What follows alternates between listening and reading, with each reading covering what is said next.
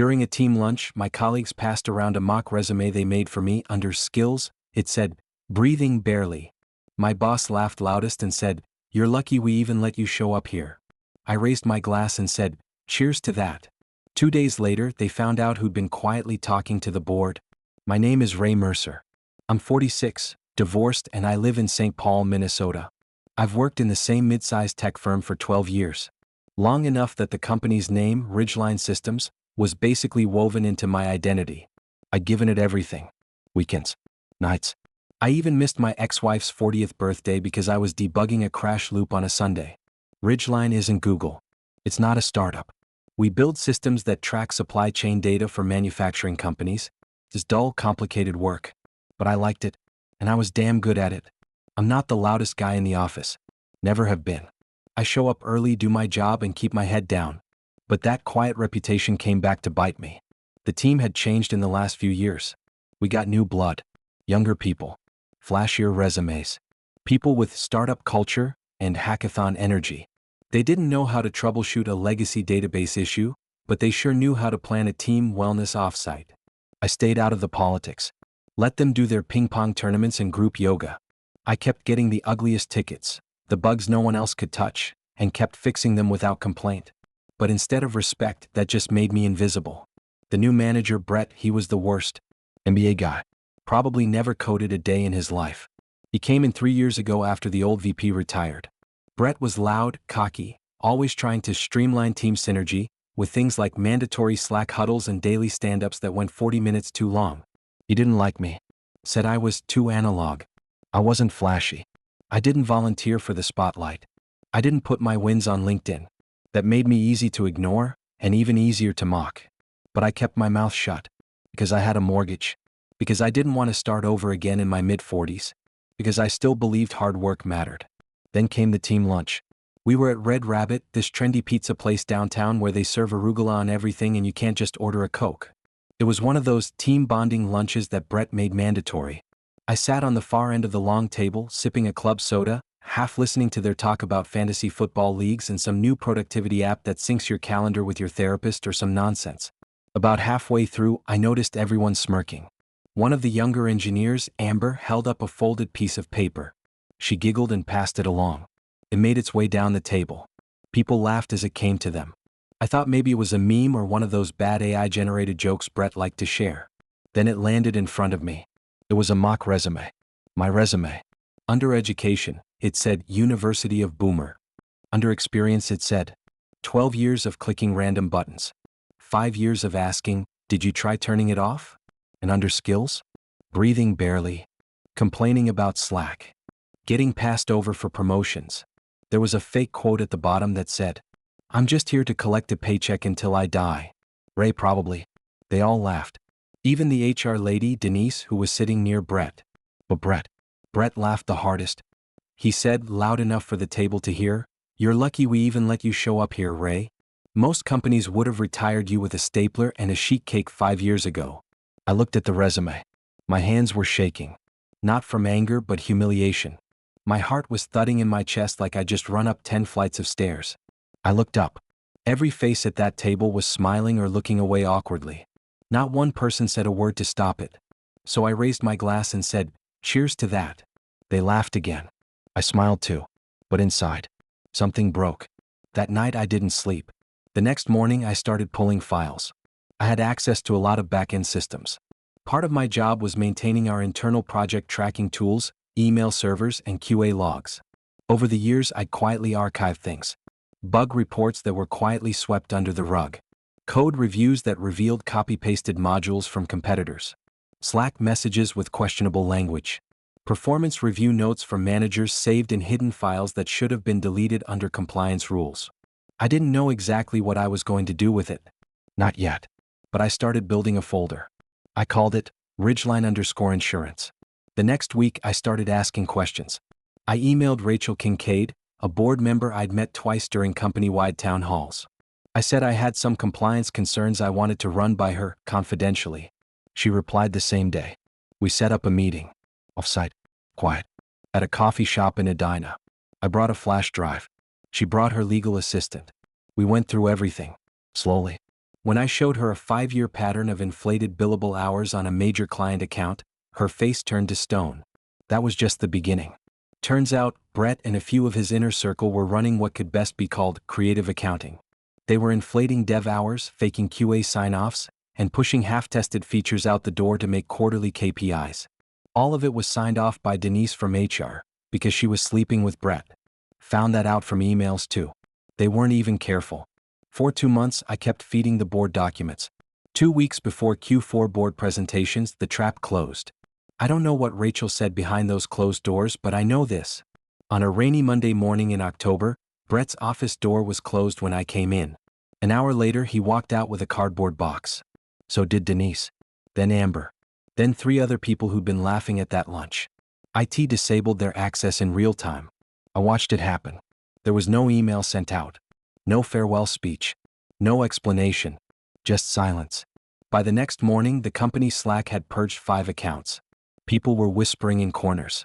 The entire office felt like a church after a scandal. No one looked at me. I didn't say anything. I just did my job. Later that week, Rachel called me directly. She offered me a new role. Director of Compliance Oversight. Better title. Bigger office. More pay. I told her no.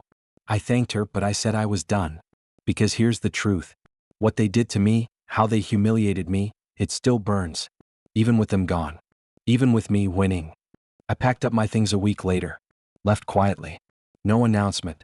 I walked out with my head up. They thought I was weak. But I watched. I listened. I remembered. And in the end, I burned them down from the inside. Not with lies. Not with shouting. But with the one thing they never thought I had. Receipts. I didn't expect to hear from any of them again. After I left Ridgeline, I figured that part of my life was over. I had enough money saved to take a few months off. Maybe longer if I kept things simple. I spent the first 2 weeks walking around Como Park, reading old crime novels and fixing up my garage. I was sleeping better. Eating better. For the first time in years, I didn't wake up dreading the sound of Slack notifications. Then, about 3 weeks after I left, I got a phone call. It was Sam. One of the developers who'd sat near me for years. Young guy, mid-20s, always wore headphones, never said much. But he was sharp. Not part of Brett's crowd. Ray, he said quietly, I probably shouldn't be calling. But, something's going on. I stepped outside onto the porch. What kind of something? They brought in this consultant. From Chicago. Name's Victor Cho. Said he was just doing an operations audit. But, he's been asking a lot of questions. Mostly about you. I didn't say anything. He asked who you talked to. What kind of files you had access to. He's digging Ray. Why? I asked. Sam paused. Some people are saying it's not over. That they think someone else was in on it. That maybe this whole thing wasn't just Brett's fault. I exhaled slowly. And they're looking for a scapegoat. Yeah. That night, I opened my laptop again. I hadn't touched the Ridgeline_insurance folder since I handed it off. But I'd made a copy stored on a separate drive. Just in case. It's a good thing I did. Because the next morning, I got a knock at my door. It was a man in a blazer and jeans. Thin, polite smile, 2 white teeth. He handed me a card. Victor Cho. He said he was working with Ridgeline on a post-investigation transition review. He made it sound casual. Like he was just gathering feedback. I invited him onto the porch. Didn't let him inside. He asked about my time at the company. What I knew about the internal systems. If I'd ever felt pressured to look the other way. I knew what he was doing. Fishing. Hoping I'd say something he could twist. He kept his tone calm. But then he asked something that made my skin crawl. Do you remember a Jenkins commit labeled Delta Suppress from January 2021? I did. It was a silent rollback I'd done on a payment integration Brett had pushed without proper QA. He blamed the vendor. I fixed it in the background to avoid a bigger outage. No ticket. No paper trail. Just one commit under my name. I didn't say anything. He smiled. Just routine, Mr. Mercer. No one's pointing fingers. But that wasn't true. Because the next day someone leaked my name. There was a post on an internal Ridgeline message board. Anonymous but with quotes pulled from my old emails. It suggested that I hadn't just reported Brett, but had helped him cover things up. That I had only turned him in after I was pushed aside. Someone was rewriting the story. Rachel called me again. She sounded shaken. I'm so sorry, Ray. I don't know who's feeding this stuff, but the board is getting nervous. They want to review your system logs. They're asking for access to your archived folders. They already have it, I said. You saw everything. I know. But there's pressure. From higher up. That's when it hit me. This wasn't just about Brett. This was about the contracts. Because one of the companies Brett was inflating hours for? It wasn't just a client. It was a quiet partner. A political one. A defense contractor. And someone out there wanted to make sure the damage stopped with Brett, and not with the board members who signed off on years of cooked books. They needed a fall guy. And they were trying to make it me. I spent the next few days building something new. Not a report. A timeline. I went back through years of logs. Not just the fraud, but the people who benefited from it. I traced the connections, the emails, the approvals. I made copies of every Slack export, every version control log, every whisper of complicity. I also found something else. A private Dropbox link tied to Denise's work email, one she never wiped before getting fired. Inside it, meeting recordings, voice memos. One, dated just weeks before the lunch where they humiliated me, caught my attention. It was Brett's voice, laughing. She still doesn't know we're billing her hours to GE Aerospace, he said. Let her keep writing test scripts. She thinks she's fixing production delays. She's fixing our margins. I didn't recognize the other voice, but it responded, You think Ray's gonna find out? Nah, Ray's a ghost. Just floats around doing cleanup work. No one listens to him anyway. Ghost. I remember that word stuck in my head. It hurt more than the fake resume. Because they didn't just laugh at me. They used me. They profited off me. And when I stopped being useful, they set me up to take the fall. So I called a lawyer. Her name was Carly Tennyson. Sure. Former federal prosecutor. Knew corporate whistleblower law inside and out. Expensive but worth every dollar. I gave her everything. The logs. The Dropbox. The old Jenkins commit Victor had brought up. Her eyes narrowed. Ray, she said, they're not just trying to discredit you.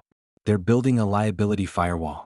They want the board clean by Q1 so they can secure another round of funding. What happens if I fight back? I asked. She smiled. Then we make sure everyone gets a subpoena. 2 days later, Carly filed paperwork with the SEC. Then she sent formal notice to Ridgeline's board. I was requesting federal whistleblower protections and preparing a full disclosure under corporate fraud statutes. That same night, someone tried to log into my old cloud storage from an IP address in DC. But I was ready. Everything had already been mirrored, encrypted, and time-stamped. They couldn't erase the truth. They couldn't rewrite my story. But they were going to try. And I was done being quiet. A week after Carly filed with the SEC, everything got louder. Emails. Phone calls. Legal letters. Rachel stopped returning my messages. She had been friendly before, but now she was cold. Short replies. Legal talk only. It didn't take a genius to figure out why. The board had closed ranks. They were protecting themselves now. I wasn't just the quiet guy they overlooked. I was a threat. They couldn't fire me, I was already gone. So now they were trying to bury me. One night, around 9 p.m., I was in my garage sorting through some old boxes when I noticed a car idling across the street. Lights off. Just sitting there. It stayed for almost 15 minutes before it slowly pulled away. The next morning, someone left a manila envelope in my mailbox. No return address. Inside was a printout of my divorce filing, my bank statements, a copy of my mortgage. Someone wanted me to know, we see you. I called Carly right away. She didn't flinch. They're trying to scare you, Ray. Don't respond. Don't take the bait. We keep moving. She was right. But I couldn't lie, I felt it. That cold feeling. Like being watched. For a few days, I debated walking away from the whole thing. I thought about my daughter, Molly. She's 17. Lives with my ex in Maplewood. We're close but not like we used to be. The divorce made things harder than I ever expected. What if they came after her? What if they dragged my name through the mud so bad she stopped answering my calls? But the thing was, it was already happening. The Star Tribune published a vague article on Ridgeline's internal shakeup. It mentioned compliance questions and whistleblower disputes. Didn't name me, but people in the industry knew. My LinkedIn inbox started filling with messages. Some supportive. Others, not so much. One anonymous message stood out. You should have taken the joke, Ray. Now you're the punchline. Then just when I thought things were settling, Carly called me late one night. I need you to listen carefully, she said. I'm listening. We found something. Something big. We went through those Dropbox files again. One of the audio clips, the one you thought was just chatter, it includes a name. A name? Congressman Harold McRae. That name hit me like a punch to the chest. McRae was on the House Technology Subcommittee, a public supporter of Ridgeline's last federal contract. A man who had just posted a video last month praising innovation in Minnesota tech sectors. He's on tape? I asked. Not directly. But one of the voices, one of the project leads, mentions keeping McRae in the loop and ensuring the Q4 numbers match his talking points. It's not proof of anything criminal, but if it connects to the billing fraud, they'll protect him, I said. They'll protect everyone connected to him, Carly answered. I sat there in my dark living room holding the phone to my ear, staring at the ceiling fan spinning slowly. I think I know what they're trying to do, I said. Go on. They're going to flip it. Make it look like I was part of the fraud. Say I waited too long to report it. That I had access. That I was complicit. If they do that, we go nuclear, she said. Press. Depositions. Civil action. And if the SEC doesn't act fast enough, we go public. I nodded, but I couldn't stop thinking about Molly. This wasn't just about my job anymore. This was about all of it. My name. My daughter's name. My legacy. The next twist came 2 days later. Someone else came forward. A former finance manager from Ridgeline. Her name was Justine Meyer. She'd quietly left 2 years ago. No fanfare. No LinkedIn update. But she sent Carly an email. I think I have something Ray should see.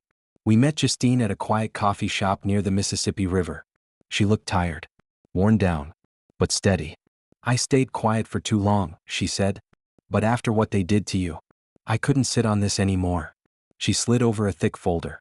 Inside were printouts of internal budget approvals, payment cycles, and a few emails marked confidential. One stood out. It was from Brett. To Denise. Subject, if this ever blows back, the body said, Ray's our best out. He's been in every system. If we frame it right, we make him look like a disgruntled dev trying to tank the company for a payday. Spin it as revenge for not getting promoted. I stared at that line for a long time. Frame it right. Make him look like a disgruntled dev. They were planning it the whole time. Justine gave a short statement to Carly's legal team.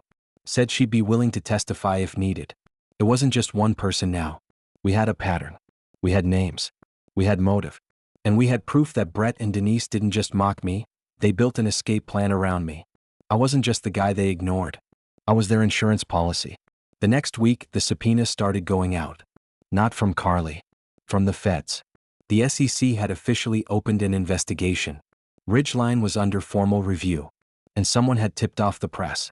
Because on Monday morning, I opened my phone and saw the headline across multiple tech news sites. Whistleblower reveals years of fraud at Minnesota tech firm with federal ties. The story was out. But the war was just beginning. The story hit hard. By the end of the week, I couldn't walk into a coffee shop in St. Paul without catching someone whispering behind me. I saw my name online, on blogs, tech forums, even a couple local news segments. The article didn't name everyone, but it quoted parts of the recordings. It referenced internal plans to scapegoat a longtime engineer, and a culture of silence and humiliation. I thought I'd feel relief, maybe some pride. But what I felt was mostly empty. Everything that happened to me, it was real. It scarred me. But now it was just part of a headline. A story people would read while sipping their coffee and scrolling past. Still, I wasn't done. The SEC sent agents to Ridgeline's downtown office. More subpoenas followed. Employees started lawyering up. I got word through Carly that at least one current board member was considering a plea deal to avoid being dragged into the federal side of things. Then the fallout began. First came Brett. He tried to get ahead of it. Released a statement through a PR firm blaming internal confusion and inefficient legacy systems.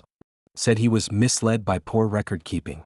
Claimed he never authorized any fraud knowingly. But the paper trail didn't lie.